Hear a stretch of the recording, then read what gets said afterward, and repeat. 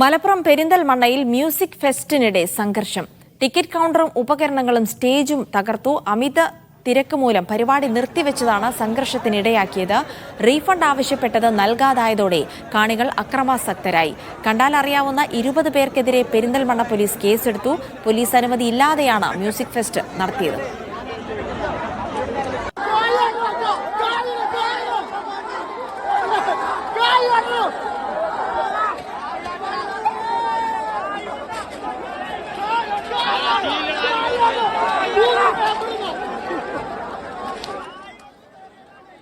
സാജിദ് അജ്മലുണ്ട് വിവരങ്ങൾ നൽകാനായി. സാജിദ്, ഇത്രയും വലിയൊരു പരിപാടി, ഇത്രയും ആളുകൾ കൂടിയൊരു പരിപാടി പോലീസ് അനുമതിയില്ലാതെ നടത്തി. പിന്നീട് എന്തൊക്കെയാണ് സംഭവിച്ചത്?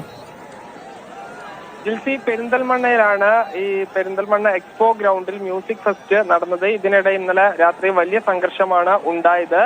ഈ ആളുകൾക്ക് ടിക്കറ്റ് നൽകിയിരുന്നു, എന്നാൽ പ്രതീക്ഷിച്ചതിനേക്കാൾ എത്രയോ ഇരട്ടി ആളുകളാണ് വന്നത്. ഇതോടുകൂടി സംഘാടകർ ഇവരെ നിയന്ത്രിച്ചു.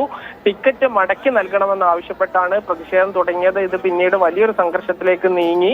ആളുകൾ ടിക്കറ്റ് കൗണ്ടറും ഈ സംഘാടകരുടെ ഉപകരണങ്ങളും എല്ലാം തന്നെ അടിച്ചു തകർത്തു. പോലീസിന്റെ മുൻകൂർ അനുമതിയില്ലാതെയാണ് ഈ പരിപാടി നടത്തിയത്. ശരി, സാജിദ് അജ്മലാണ് വിവരങ്ങൾ നൽകിയത്.